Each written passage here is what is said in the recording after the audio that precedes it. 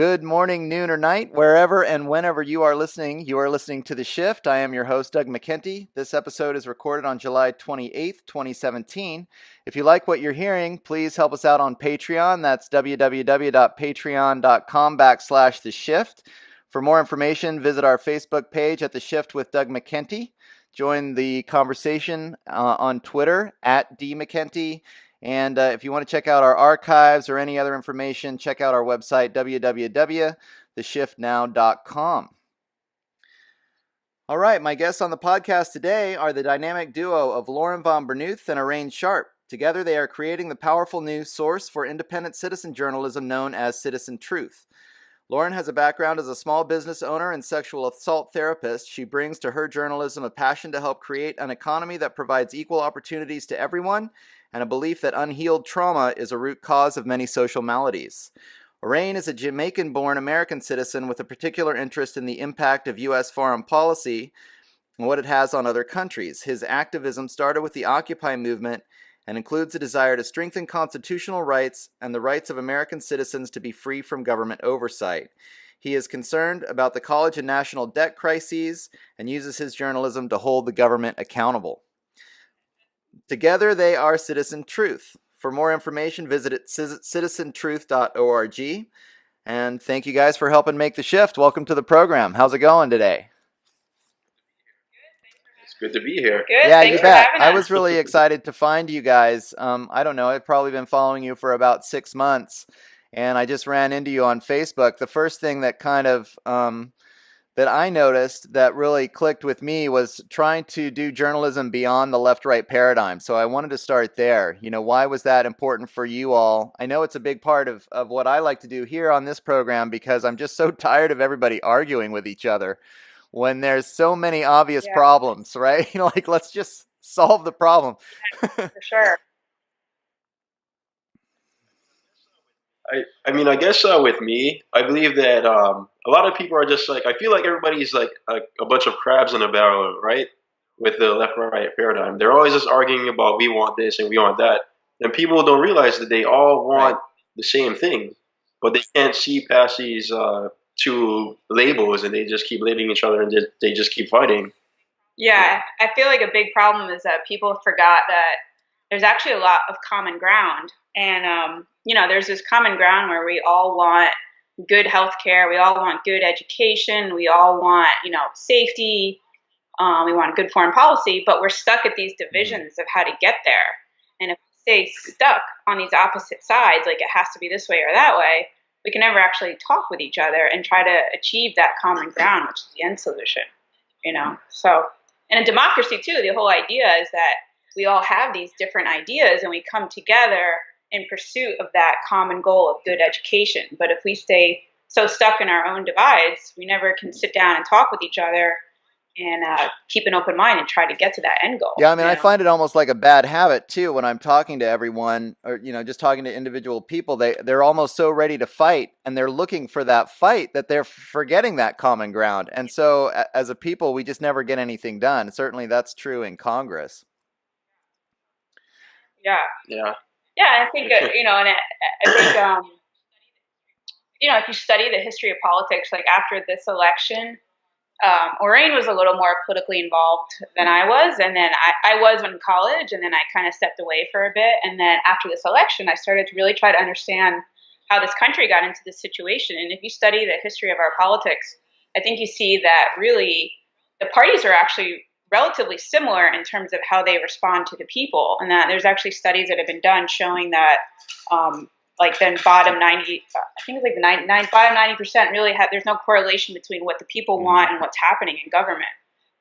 We're actually, they're kind of operating their own world, and the people down here are fighting with each other while government's off doing their own thing because we're all stuck fighting with each other. So why don't you tell us a little bit about like the birth story of CitizenTruth then? Like, how did you guys get together? What were you thinking about? Is this like a citizen journalism project? What was the impetus behind getting the motivation getting started here?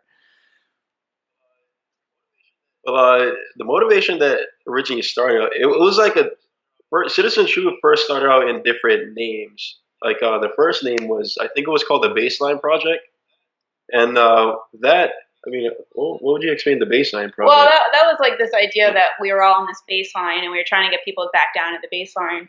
But, how do you do that? So we started just writing and trying to, I don't know. I think like we both just got really tired of hearing like Democrats this and Republicans this. And I think we were trying to put out a voice that wasn't pitting one against the other. Yeah, exactly. And like, I think with Citizen Truth too, we also wanted to go for a more extreme approach, not anything just like on the surface. So like, me with war and everything, if I know people on the left and the right are bickering and arguing about this and that, and I know that our government's been doing things in other countries to start another war, I'm just like, completely stop. Let's like focus on this, and then you could get back to arguing that once we get this threat out of the way. And all this stuff with Iran and the Middle East, and nobody's just not paying attention to that at all. Yeah, I think you saw like with the Syria thing when Trump shot the missiles off to Syria, it was like pretty much everybody was supporting him, and there was no voice that was against it. And I think it's just that voice needs to be out there too, that's questioning it and saying, "Wait, why are we doing this? What's going on?" Like instead of, but both parties just jump right behind it. There's no outer critical voice. So that's what we're trying to Yeah, I do mean, too. that's been one of the most amazing things. I think one of the things that really got me into it, I mean, I've been politically active really my whole life, but definitely with the Iraq war, I was just shocked. I mean, I was expecting there to be some kind of anti war, back in 2003, some kind of anti war movement that was happening. I remember listening to NPR and thinking, when they first started talking about going to Iraq and thinking, well, my God, tomorrow I'm going to be listening to NPR and everybody's going to be laughing at what a terrible idea this is, right? And nobody did. I mean, nobody Yeah, did. And it was like, what is going on here? yeah, yeah. It was crazy. Yeah. It all stemmed from 2001. I don't see how anybody could justify invading Iraq from the terrorist attack in 2001. Like Iraq had Right. nothing to do with it. I mean, at the time, I think I was 11 years old, and even though I was 11, I was just like, wait a minute, like, is everyone seeing the Yeah, same I thing know I'm it doesn't. seeing? That's the thing. It doesn't make any sense. So it's amazing that everybody in the mainstream media would sort of lockstep into war like that, and now we're seeing the same things. I mean, just like you're talking about in Syria, in Iran. Why is nobody critical of Saudi Arabia? I mean, you guys have talked a lot about Saudi Arabia on the show. Why don't we talk for a second then about just what do you think is going on with the mainstream media and what got you into then this sort of this citizen journalism project? And I call it independent media because I've learned to be like, oh, here's corporate media, they're all saying the same thing, and here's all these independent guys and they're saying basically the same thing, which is very different from what the corporate media is saying. So what are your thoughts about that? Um, I guess my thoughts on corporate media. I think a lot of them they are. I hate to say this, but they're all paid to talk about certain points, and they shouldn't Yeah. talk about certain subjects. And I mean, you see that with, like, let's say with the Trump administration, the media was always against Trump this entire time, and then suddenly when he bombed Syria, all of a sudden they're all on board and saying how he became president today. And that's just a clear example of who the media is actually on board with. Like they're on board for war and what the U.S. government does overseas Yeah. and with their foreign policy. Yeah. I was studying this.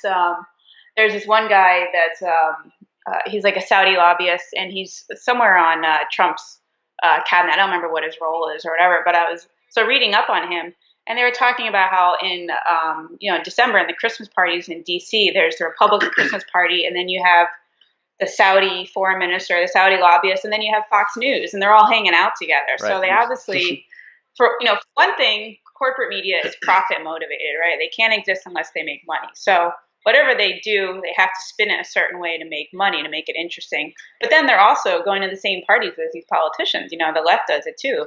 And so they're sort of working all together to create this certain agenda that they have.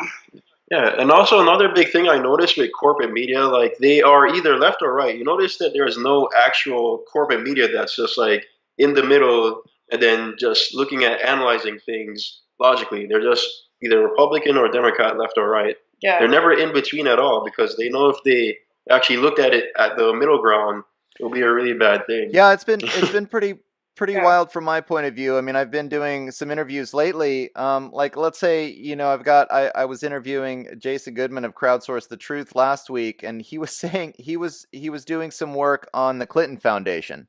And this actually happened with Julian Assange too, because Julian Assange, obviously WikiLeaks published the Democratic National Convention emails, and everybody wants to try to say, Yeah. "Oh, he must be on the right." Like they're trying to push this left-right narrative and focus the whole thing. Jason Goodman was saying, "I'm getting called a Hillary hater," and it's like, but isn't the truth outside of any of this? Like, if somebody's being corrupt, then they're corrupt. I mean, who cares what their politics are like? And so it gets insane, and I've been wondering about that narrative at all myself. I mean, why is there Fox News and NPR or Fox News and MSNBC? I mean, aren't they all supposed to be finding the truth, and then they're reporting the truth to us so we can make our own choices? Yeah. Yeah. Have you read much up on the white helmets and so on? That's like a big thing Yeah, a for little me. I've bit, been and I all over noticed them. your work actually on that was right on too. That's a crazy propaganda story. I mean, it really is. Why don't we go into that? Yeah, I mean, so the white helmets are the Syrian Red Cross, and there's a documentary about them, and they're nominated for an Oscar, and they're nominated for the Nobel Peace Prize too. And he was the first one to mention it to me. He was saying, "Oh yeah, the white helmets, they're kind of, not so great organization." And I was like, "Well, let Yeah. me look into this, right?" So the first thing I did is I Google it, just like Syrian white helmets, and the first thing that popped up was a split screen of a tweet, and it was a tweet in 2015 from the White Helmets. It showed a picture of a bombed out building that said arrived at the scene of the blast. And then in this there was a split screen of another tweet of another picture from 2013 using that same exact image. So I went looking for that. And if you look, there are like LA Times mainstream news sources are using that same exact photo in their articles in 2013. You can see the original articles. And at the time, I could still see the 2015 tweet on their Twitter. I think it's because the time it's like moved down. Maybe you can pull it up somehow. But then I was like, wait a second. Like, what nonprofit organization uses a picture from 2013 and says they're on the scene of the blast in 2015? So that started the whole wormhole. But what you realize, I mean, there's a ton of evidence. You could talk forever about it. But what you realize is a lot of these corporate media reports or the United States government reports even are based off of information from the white helmets.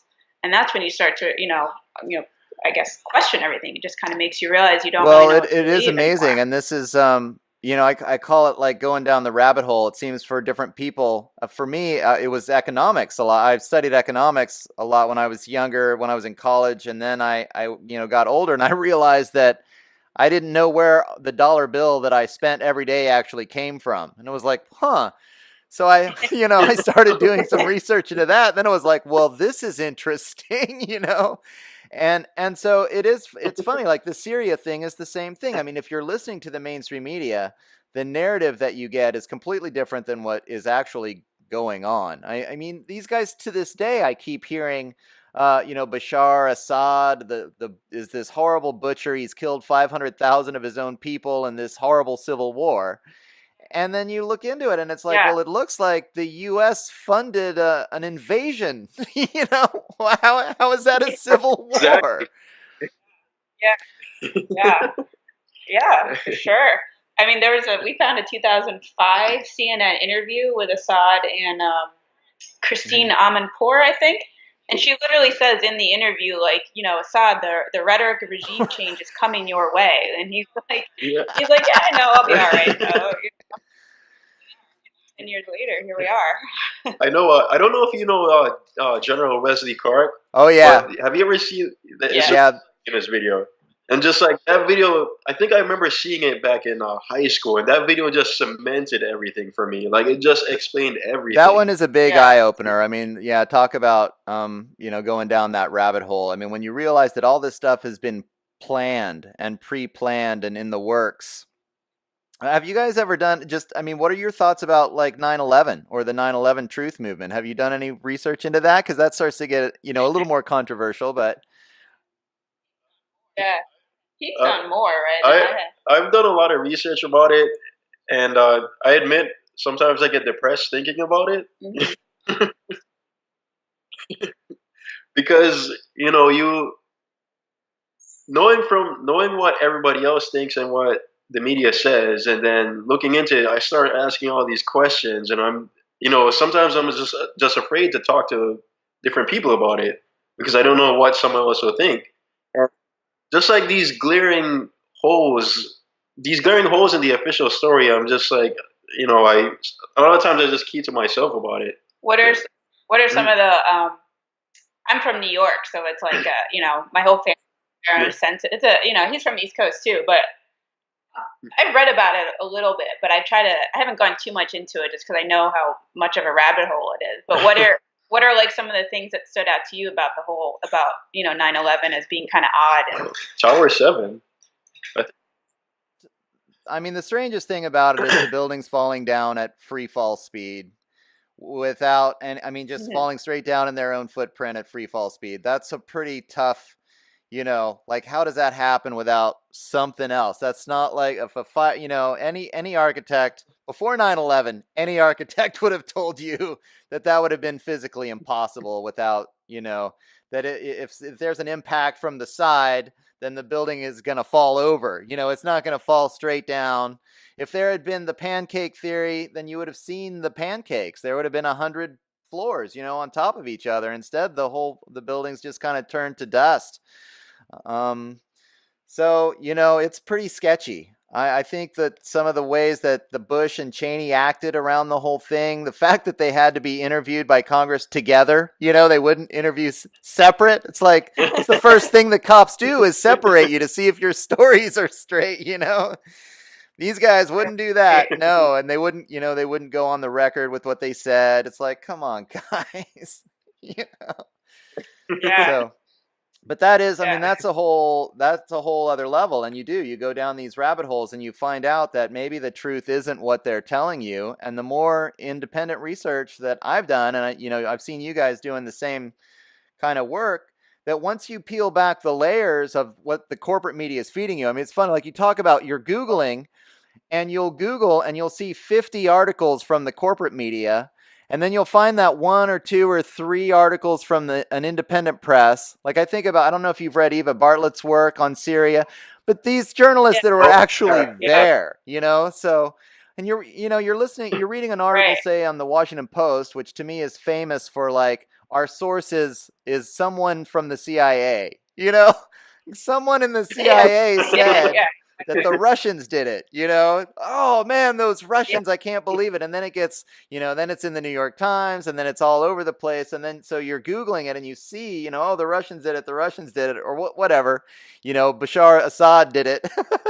and then you yeah, find the independent journalist that's actually doing real work or, real investigative journalism, and they have actual source material, real primary documents that you're yeah, looking yeah. at, and you're like, oh, wait a minute, this person has a pretty solid argument. And I think maybe, the reality is a little different than what you're getting on the mainstream media. Yeah, for sure. I think a lot of times I use the mainstream media as like a starting off point. Like it'll bring up a subject matter, and then you want to go look at what the independent media is doing. Because they're the ones that like you said, oftentimes they have all these sources backed up in there, and then the mainstream media just yeah. in terms of documentation and sources, the independent media always seems to have. I think because people question it so much, they're almost forced to have more sources, Yeah. more to back up their I don't know if story. you know James Corbett. He does something called the Corbett Report. Yeah, Oh, I interviewed him a few Yeah, weeks back and he's like tight. He was insistent that like, hey, when you're doing yeah. work like I do, you've got to check and double check and triple check. And so he's always got his stuff sourced. I think he does really immaculate work, and it's kind of like, and that's what you do because the mainstream media is going to be pointing their fingers and saying, oh, nobody thinks like you, nobody believes what you're saying. And I don't even think that's true anymore. I think a lot of people are starting to recognize that the corporate media is so, they, like, as you say, they're bought and paid for. I mean, there's commercials. Like, there's commercials from companies that are getting billions of dollars from the military industrial complex to go to these wars, yeah, so why wouldn't yeah. there's people like Anderson Cooper that makes like Yeah, ten right. thousand dollars a minute or something like that. I mean, why would you listen to somebody like that? Yeah. I think there's still. I definitely think more people are like turning, but there's still that like if you question too much, that's why like the 9/11 thing is a big thing. If you start to question too much, people start to like want to label you as that conspiracy person still. And it's like, no, actually, we're the rational ones, really looking and trying to dig Yeah. in Yeah. and find stuff. But the question is still. I mean, I got kicked out of a group once because I posted my article about the white helmets, and I was like, and I was encouraging the people. I was like, I'm just sharing this article I wrote, and I was like, just go look for yourself on on the white helmets Twitter. I was like, I wasn't even trying to argue, and they were like, "You're crazy, you're blah blah blah." I'm like, just their Twitter feed, and the people wouldn't look at the Twitter feed. It was like they I didn't want I've to had that know. exact same experience on like a local discussion list that I was a part of, and I kind of even knew. I even used to do local radio around here, and I kind of had to keep my voice. Like I wouldn't ask direct questions. It's a lot more. I feel a Yeah, lot more liberated.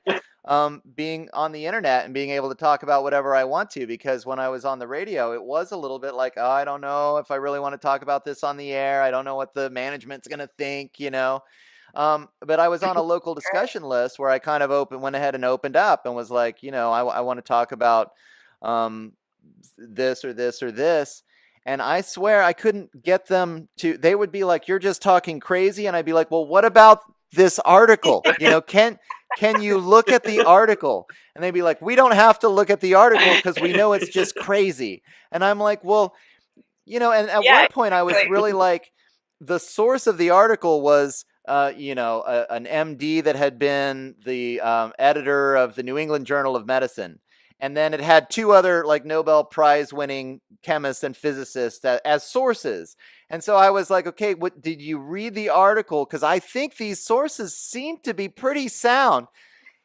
They wouldn't do it. They wouldn't even look at the article. I was trying to hold their hands and be like, this is how you do research, because it's scary. Yeah, There's like a psychological block, or something is going on where they don't want to see. They want to trust the mainstream media. I don't even know. I mean, it's a fascinating topic. We could talk this out a little bit. Like, why do people they want to believe? I think they know. Like, don't they know the politicians are corrupt and the corporate media? Like, but they want it to be true so and badly. I think it's a big paradigm shift that I think you kind of go through. That because I just remember this moment where I was like, oh, it's like Yeah, just the epiphany. yeah, Absolutely. it's like whoa, and it's a big shift in your thinking, when you're used to thinking one way, I think it's cognitive dissonance. A lot of that has to do with it. People just refuse they refuse to believe what they've been told by somebody that looks nice in a fancy suit or Yeah, something. Like it, I think there was this professor at Yale University that did an experiment. I'm sure you probably know about it, where they did an experiment where they said this guy in a lab coat, I forget how it goes, but I'll Mhm. probably send you a link or something. I think I talked about it in a recent video. But they said that the way how human brain operates, if someone that looks very professional tells someone to do something, they actually do it, even though if they're not like a doctor or a physicist or anything, because it actually rewrites the reality in their brain. mm-hmm. I've been fascinated just by the psychology. Like I've been reading the Oh Crowd by wow. Gustav Le Bon, and all these crowd psychology books just to understand like the popular mind and why people think the way they do. A lot of groupthink. Yeah, and fear too. I think fear. I remember I was researching the election, and I was looking into all the articles about psychology about the election and just what happens when you instill fear. How much like logical power it really gives you. It kind of tends to polarize people. They retreat into their corners where they feel safe, and then they want like a more authoritarian person to lead them because they're afraid. So I think we've had a lot of fear for a long time, since 9/11 because of the terrorist attacks, and then you have a leader now who's instilling fear everywhere he goes.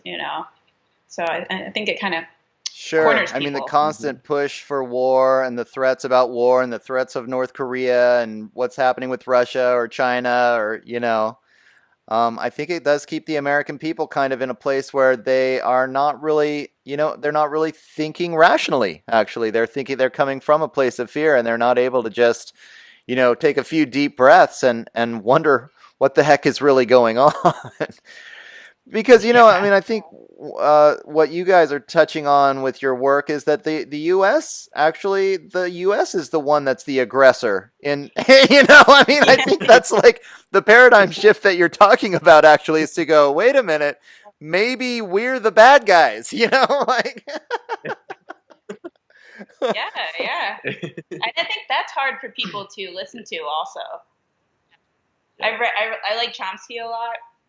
You read him, and he's a pretty strong critic of the United States. But I forgot his latest book, but it was going through like the history of the United States and just documenting how many like coups we've funded and all these pretty awful things that we've kind of backhandedly done. And I think I asked my dad to read it too, and it was really upsetting to read about your own country yeah. doing these things. Mhm. I want to hear it, but it's true. It's just really hard to hear. When you've been told you're the winner your entire life, I mean, it's And not over only that. the winner, but morally superior. Like you have won Right. because you are morally superior. It sounds to me now from my point of view, it's like the light of Rome. Every road leads to Rome or whatever. Because I'm so used to now thinking of the United States as an empire. But when I was kind of waking up into this thinking, I was really realizing. This actually reminds me. Last night I was listening to the Megyn Kelly's interview with Vladimir Putin. And I think it was Oh one of the yeah. things that really pissed Putin off, even from Megyn Kelly. Like, she would ask him a question, and she would come from this point of view that sounded so arrogant to him. Like, you Americans, why are you always moralizing? I mean, he said something like she was talking about the average American thinks of you as some kind of a despot who kills journalists. She asked him this question, and he was like, "What?" He was like, look, we're a normal country, just like any other country. We have some problems. I don't mind if you come into the room and and you are sort of critical, like a friend would be critical, and you help us out to solve some of these problems. But when you start to moralize at us, and Yeah. Yeah. and I've started to think that about so much of the way American foreign policy. I mean, they actually have the term American exceptionalism. Like they go, they Oh, go to other Oh yeah. countries and yeah. they're like, we're just better than you, so you have to do what we say, right? It's, Just our nature. yeah, We're just I better. We're just know. born.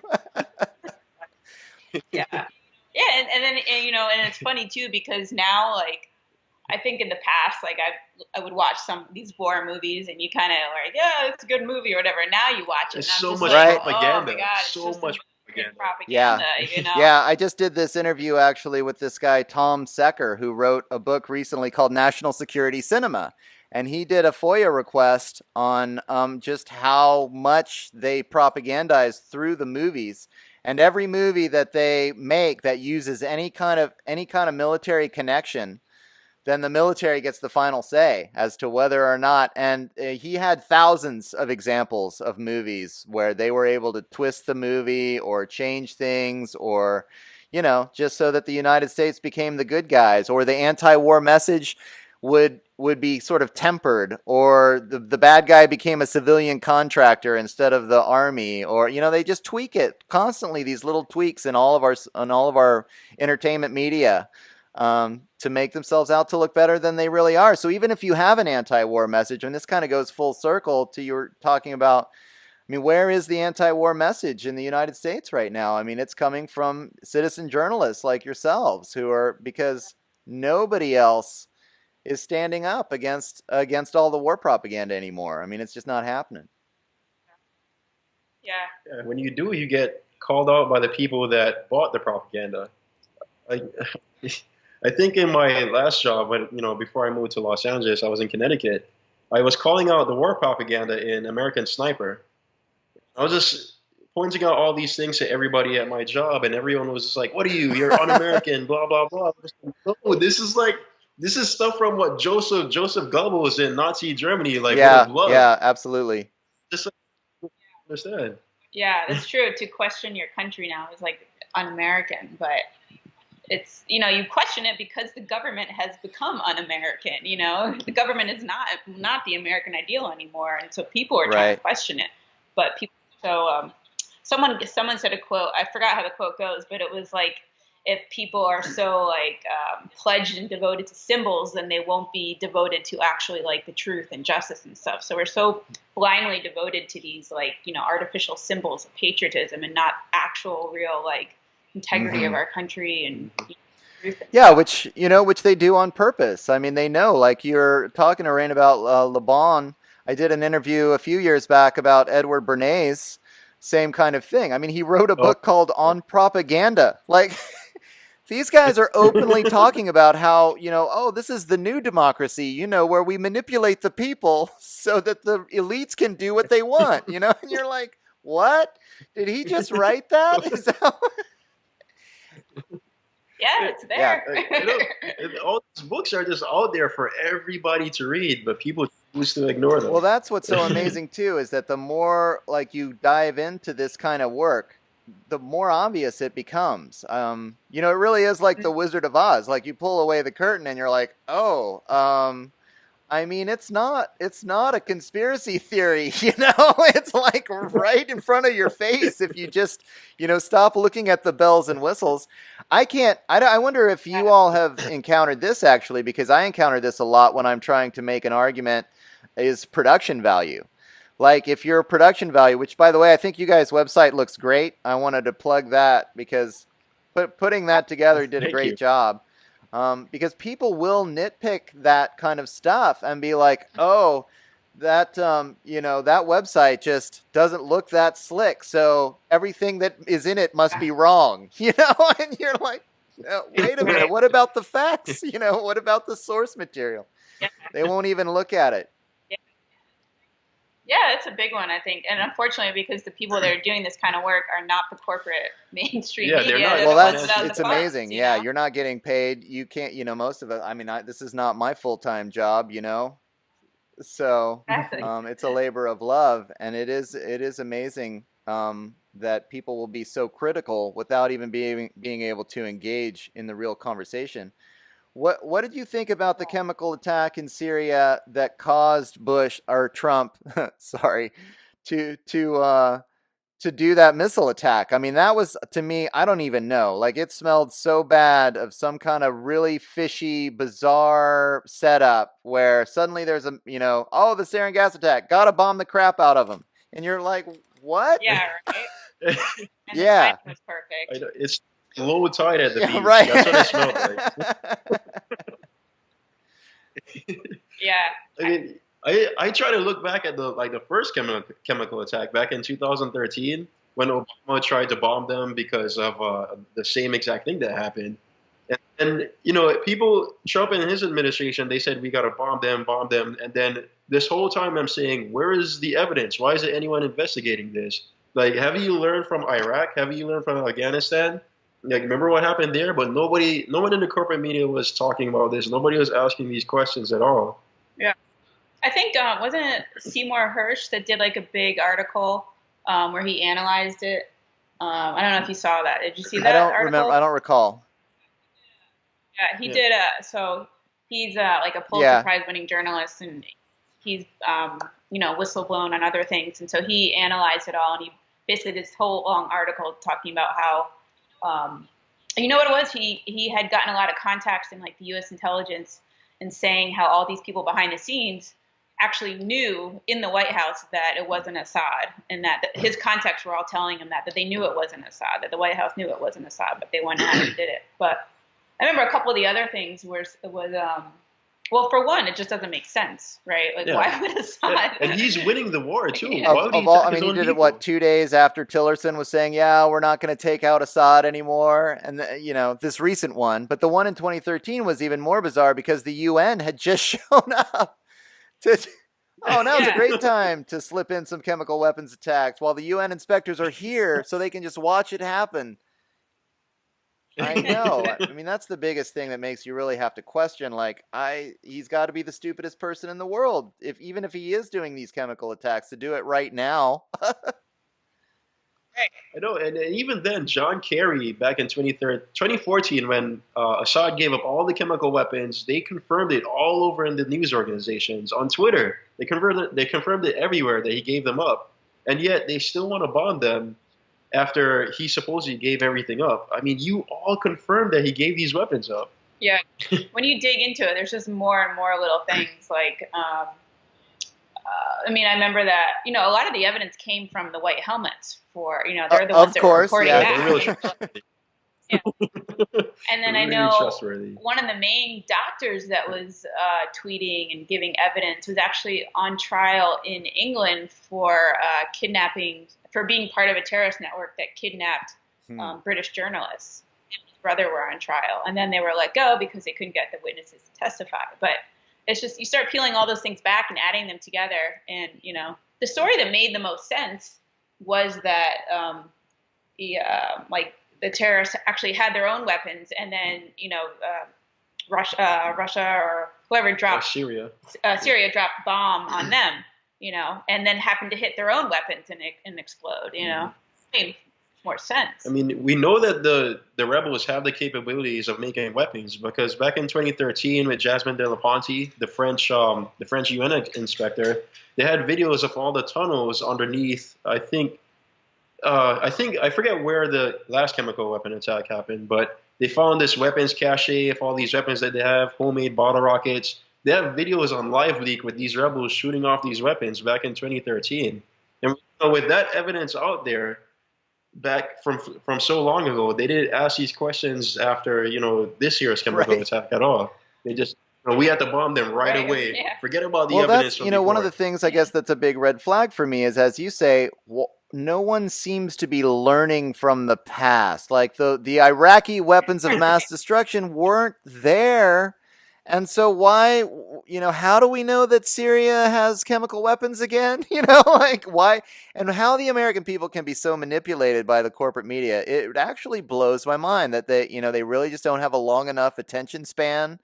Or, I mean, I guess it is kind of hard to believe that these professional journalists that look great on TV, are just lying to you or at least not telling you the whole truth. Which is a lot of times just what they do. They only give you part of the truth and they don't give you the whole truth.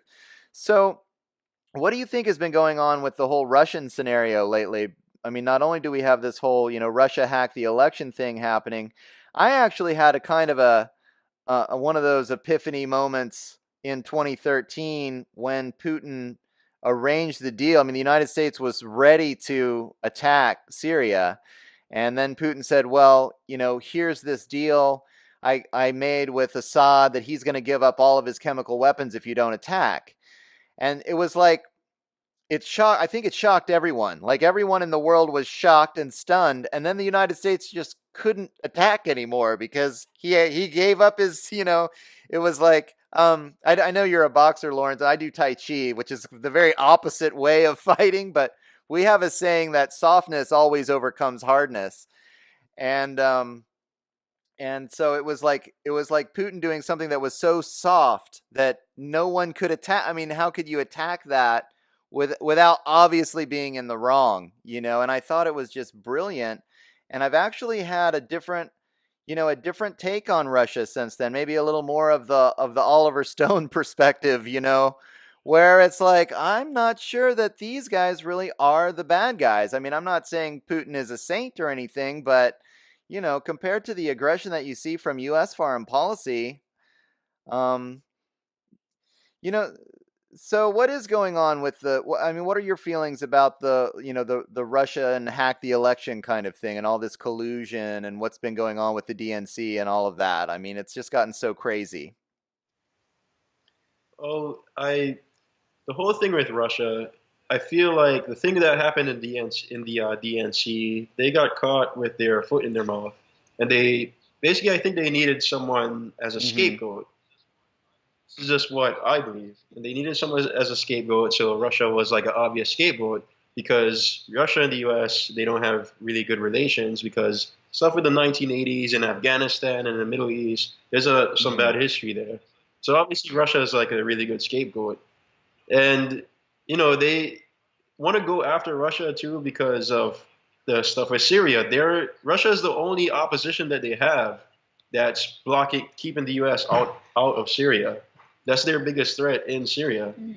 So that's why I believe that this is why that they're attacking Russia. They're building up. I think they're building up a lot of propaganda so that in case when the U.S. does attack Russia, everybody knows that they're the bad guys because they hacked our elections and they're doing all this bad stuff to us. Mhm. So now people are already in the mode for war against them. They've been conditioned for it already, versus it just happening out of nowhere. Yeah.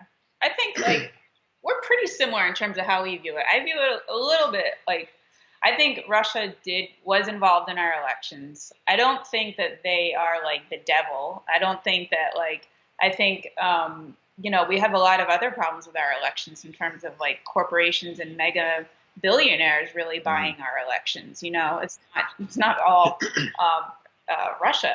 We have a lot of other problems with our elections. But I don't think that Russia, I mean, I think we get involved in everybody else's elections too. I just think that's kind of what countries seem to do. At least big, powerful countries like to go mess with other people's elections. Jamaica, for one. Yeah. Well, the United States is that was something Putin mentioned in the interview with Megyn Kelly that I saw last night. He was like, "You guys go into every country." I think he even said, "You could put your finger anywhere in the world and you're going to have people complaining that the Americans are messing with their domestic policy." So I was like, okay, yeah. Totally. When you look at everything in that context, the U.S. always tries to say that we're for democracy and for freedom. But when you look at all these countries that the U.S. overthrown and everything, it seems like it's the complete opposite. They don't want any of that. Like it's a threat to them. It's crazy. You've done a lot of research into the whole Saudi Arabia connection. Not a lot of people really know about that either. Do you want to kind of talk about? I mean, because it just seems like the U.S. actually is backing the worst regimes on the planet, and then they're pretending like they're doing it for freedom or for democracy or something. Yeah. I feel like we're just like Saudi Arabia is like. Yeah, right. We do what they say. It's about money and oil, and they have it. I first started questioning Saudi Arabia after I found out 15 of the 19 hijackers on 9/11 were Saudi Arabian. And I think it was probably 12 years ago when I found that out. And that's when I started really questioning them and asking questions. And how did we start talking about it this year? I think. I think we went back to he's big on the petrodollar and like how our dollar is tied to. So like the deals made back when Nixon was in power, where they would give us oil and we'd give them protection basically, and then they would only sell their oil in our dollar. And I noticed the U.S. goes after any country that Saudi Arabia doesn't like. Or they turn a blind eye to any country that Saudi Arabia attacks. Like let's say Yemen, for example, what's going on right now. Like Saudi Arabia, they're bombing fishing villages with like poor people in them, with $1 million bombs and everything. I'm just like, what? And then the U.S. is just not looking at it at all. They're just looking over there. Yeah, and selling them more weapons while they do it. It's crazy. Yeah, exactly.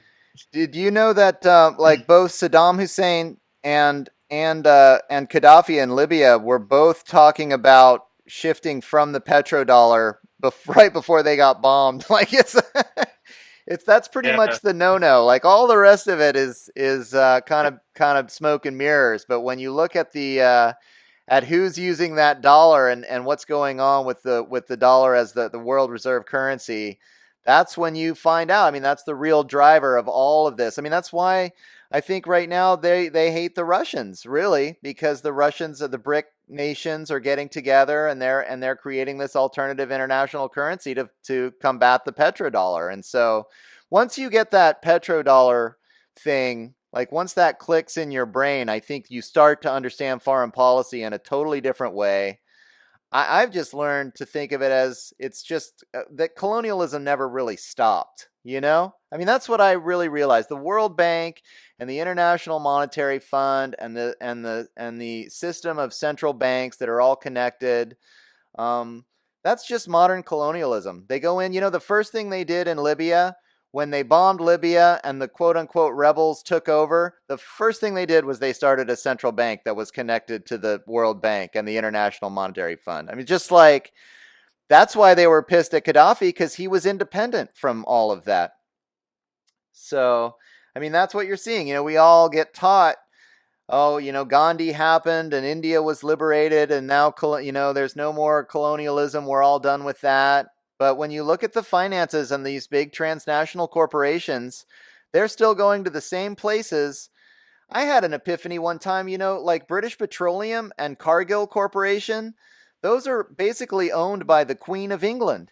And that's the biggest oil company and the biggest like food company, wheat company in the country, in the United States. Like in the United States, like, did we win the revolution, or does the Queen still get all of our resources, right? Like, I'm not sure that much has ever changed from even from like feudal times.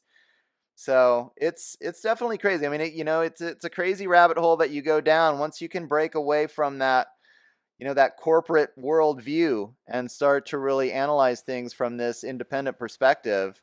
It's It's about economy. Yeah, it's not about like we try to say it's about like, oh, we're gonna go save these people or whatever, but it's really about like staying the number one economy and having that global dominance as the number one economy. And that's why you also look for pipelines too when things are happening, like where are pipelines going and so on. And we haven't touched on Israel's involvement in the Middle East yet, and that's going to be something that I'm personally going to be taking care of, because Israel has a lot to do with the Middle East and the U.S. Because Israel, Saudi Arabia, and the U.S. is all a little triangle, and that's basically what's doing all these things in the Middle East right now.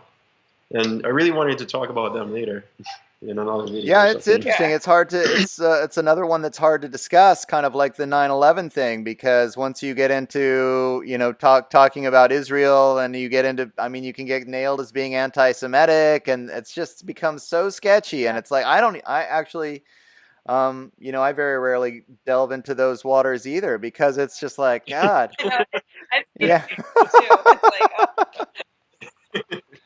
I'm just anti-killing people over there. I know, right? Can't we just stop killing people? It sounds so simple. It's a weird one, and that for a long time too, I never understood why we always painted Iran as like this awful enemy. Like we've done that for so long, and never, even when I've been less politically active, I've never understood why we've always painted Iran as this, And then you start to look into it and Saudi Arabia, Mideast control, and all that, but you mess around with them too so much, back in the 70s. What I found out recently was that in Saudi Arabia, because I was listening to your analysis preparing for this, and you were talking about how they found oil in Saudi Arabia, and how most of Saudi Arabia, the government of Saudi Arabia is Sunni, but the Wahhabi Sunni, that's really basically they're the jihadis. They're the ones that have created this, very radical form of Islam. And Iran is Shia, of course. So that's really the major conflict. But what I found out just recently, that now everything's starting to make sense, is that the land on top of where in Saudi Arabia, where most of the oil is, the people that live on top of that land are Shia, and they feel more affiliated to Iran and Persian, and the Persian history than they do to the Wahhabis and the Sunnis. And so I think the whole thing stems from that Saudi Arabia is so afraid that this group of people in Saudi Arabia are going to get funded, by the Iranians to take that oil back, that they've fabricated this whole conflict basically to make sure that doesn't happen. Yeah. I didn't. Yeah, I know, right? I just found that out a few months ago, and it's like suddenly, some of the dominoes fell into place, because it was like, okay, yeah, because it doesn't make sense. I mean, the reason why they overthrew Iran in 1953? This was their classic. Whenever the Western imperialists wanted to take over a country's natural resources, they just claimed they were communists, No, they're not communists. They just don't like it when you steal their stuff, And no, those are nationalist communists. They want to keep their stuff for themselves. Like, and now they call them terrorists, you know? No, but Yeah, that's their right. stuff, you know? But we're Of we're course. exceptional, right? So, American exception. yeah, we So can we take can do everybody's that, you know. stuff. We should have the stuff Yeah. anyways, right? We should be Right. I know, it's funny, and so much of it boils down to these oil guys and the petrodollar. I mean, Yeah. I mean, the fact that we have an oil guy right now in this administration, Rex Tillerson, out there in the open, they put it on his I know. title as his I know, previous right? employment.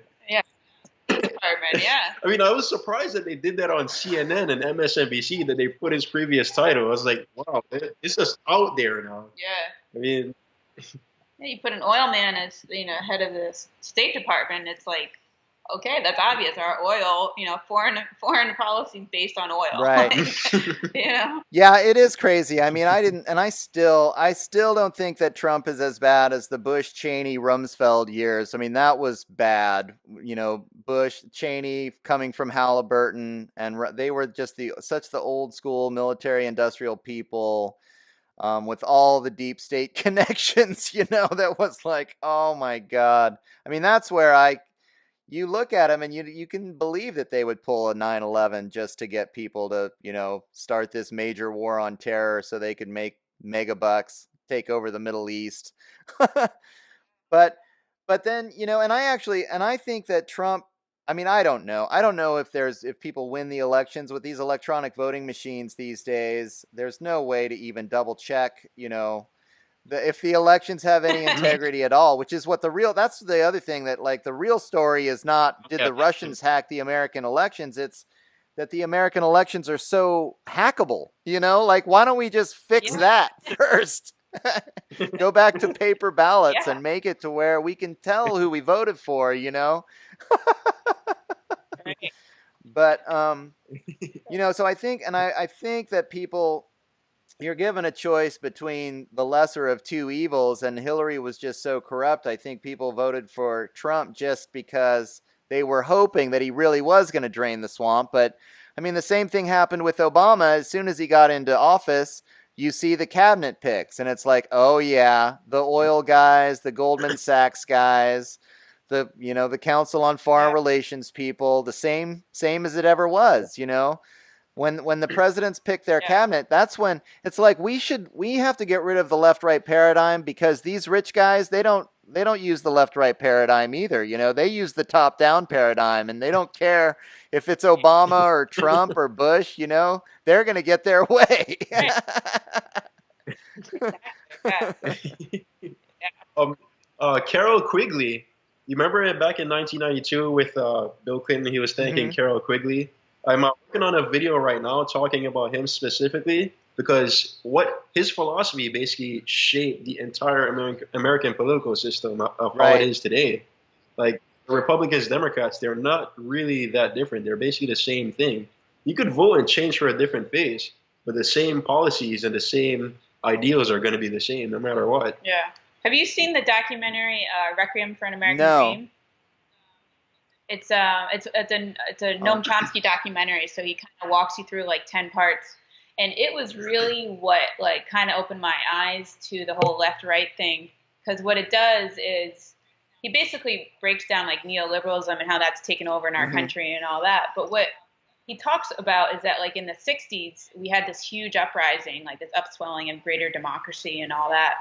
But then he looks at the parties and how they responded in the 70s to it, and they both responded the same way. And you can tell because there's like these internal memos, like the Powell Memorandum, which was written by this guy who then he went on to the Supreme Court, and he actually he wrote the majority opinion in the first case where they ruled that like corporate money was free speech. So he started kind of this whole corporation and corporatism Right. takeover and all that. But the right, responding to the 60s, they basically said that like we couldn't handle all this democracy, and that our capitalist countries being threatened, and so they started pushing all these sort of pro-business people, and they wanted to put like pro-business people into our schools and pro-business people, into the courts and all that. And then the left said the same thing. They said, "Whoa, we had too much democracy." we can't handle that. And there's another report too from the Trilateral Commission that is representative of the left in the 70s. And it says the same thing, like, we can't handle this much democracy. Like, we need to suppress the people and all this. So they both look at, like, we can't handle a real democracy because our system, they think that it's too much for the system, rather, it's overwhelming the system and so on. So they both need to keep the people controlled so that they can run the government rather than having democracy. Yeah, that's fascinating. And then you start to get into this, I mean, the concept of technocracy, even, where it's like the bureaucrats or the academics are, making all the choices, and they're not really including the voice of the people. I think that's a real I think that's going on. That's what's happening, is that it's like these politicians, these rich guys have managed to use like the academic class in a way to really do some social engineering. They're doing a lot of this kind of social engineering. They're using this social psychology to really control the masses in a way that they're not listening to us. We're not part of the conversation, right? Exactly. Yeah. Yeah, that's the problem. So we've just got maybe a few minutes left. Do you want to kind of get back to the philosophy of Citizen Truth? I know that you were looking maybe to expand and get some more writers on board and things like that. I mean, where are you going from here? So for me, I'm more focused on the video side of things. I'm going to be writing some small articles every now and again, but I want to start putting clips together and interviews together for a full-length documentary. It's going to be a while before that can happen. That's what I really want to focus on now. And the subjects I'm going to be focusing on are some of the same things that we talked about now. It's just like a crash course on what you should know been going on in this country. Yeah. I think I do more of like the writing and the website. He does a little more of the video. And for us, it's really just about citizen journalism, the idea that, I mean, I remember some people, I was asking about writing, and they're like, oh, no, I don't feel like I know enough, or I have a right to write anything or whatever. Everybody has a right to write and get your voice out and your opinion out. And that's what we're trying to do, is let everybody who wants to have a voice get their voice out. And then so we can hear each other and talk to each other too, rather than being stuck in this, I only talk to my Democrat friends, or I only talk to my Republican friends, or whatever.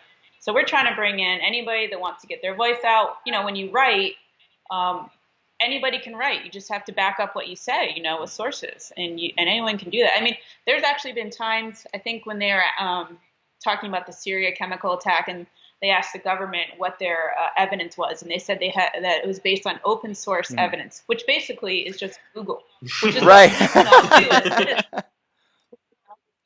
So we can all do the same thing, So it's really just everybody wants to write, wants to get their voice out, and representing as many different ideas so that we can find the truth. And then once you find the truth of a situation, rather than these manufactured images, then you can work for solutions. I want the people to realize that they have a lot of power. That's the main thing I want to get out of this. I want to know that they have the power to take control of the country again. And get people out of that left-right paradigm. Because as long as we're stuck in that, it's going to be really hard to have a lot of power as a populace, because we'll just be fighting each other. Yeah, it's actually been amazing, this idea of open source. I talked about it. The first guy that I interviewed for this podcast, Robert David Steele, he has this concept of open source everything. He basically claims that if we could make everything open source, like stop having secrets, just use the internet, I mean, like, so our whole economy went open source, then everybody would be rich. We would become so efficient as a species. And I think he's right. I think we waste so much money on the military, first of all, that if we could just take all that money and give it back to the people, think about what we could all do with it. But then I've heard the same thing. I mean, James Corbett was talking about that too, this idea of doing open source work on the Corbett Report. I've even heard that the CIA, if you look into what those guys do, like 90% of what they get is open source information. So now there's this thing called the internet, people, and we all have access to this information now. They can't hide it from us anymore. So, it's great that you guys are doing what you're doing. at Citizen Truth, because I think this kind of independent work is necessary, just like you're saying, to empower the people. Everybody needs to start getting involved in this kind of journalism so that we can all wake up to our own empowerment. I mean, I think that's like what the shift is about, right? For me, and that's why I do these interviews, is to try to wake people up to say, you, just even at the beginning of this, of when we were talking at the beginning of this interview about, people want, they seem to need this authority figure to tell them how to think. And it's like, you got to stop doing that. You have to learn to think for yourself and feel empowered to be able to do that for yourself. And then once everybody is doing that, then things are going to change in a good way for all of us, because it's just going to be natural, that knowledge will be powerful for everyone. Exactly. So let us know, where we can get in touch with you. I know you guys are on YouTube and on Facebook, so let people know how they can find out more. CitizenTruth.org. Yeah, our website. That's our website. And then also we're on YouTube, Citizen Truth on YouTube. We are on Twitter too. Yeah, we're on all the social media. Social media sites, Instagram. We're not on Snapchat yet. Yeah. We're too old for Snapchat. I know, right? We don't know how to do that. Tell me about it. My kids are teaching me how to spread the truth on the internet, and I'm like, really? Is that how to do it? They're like, yeah. Nobody's on Facebook anymore. Come on. But CitizenTruth.org, that's our website. YouTube, Citizen Truth. Citizen Truth on Twitter, Citizen Truth on Instagram. That's basically where you could find us. On Facebook, too. All right. Killer. Shouldn't be too hard. All right. Thanks to Lorraine and Lauren, and Arain for being on the show. I really appreciate it. And if you've liked what you've heard, then please check out The Shift's Patreon page, patreon.com/The Shift.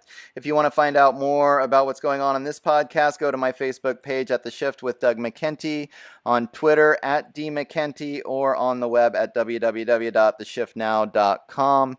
And if you look us up on YouTube, you can find all my podcasts up there at The Shift. If you look up The Shift with Doug McKenty, it'll come up. And we'll be on iTunes really soon with the podcast on audio, so it'll be easy for everybody to follow there as well. So thanks again for being on the show. And thank you. Thanks, guys. We'll keep up. I'll keep up with what you're doing, and maybe we'll talk again sometime down the road. Yeah, of course. Have a good one. Yeah. Take care.